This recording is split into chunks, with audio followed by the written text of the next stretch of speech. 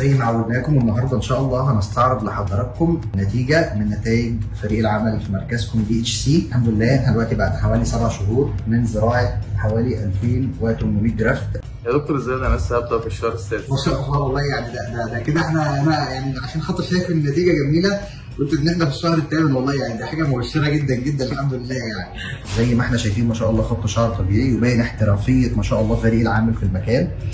استاذن حضرتك كده تبص يمين شويه ما شاء الله نتيجه فوق الممتازه. بص الناحيه الثانيه برضه ما شاء الله. استاذن حضرتك نبص لتحت شويه نوري للناس الكثافه ما شاء الله. يا جماعه الكثافه زي ما انتم شايفين ممتازه جدا، ما فيش اي مشكله خالص، رغم ان احنا لسه تقريبا 8 شهور او 7 شهور على ما اتذكر، بس ما شاء الله نتيجه جميله جدا جدا جدا. ايه راي حضرتك بس في خط الشعر؟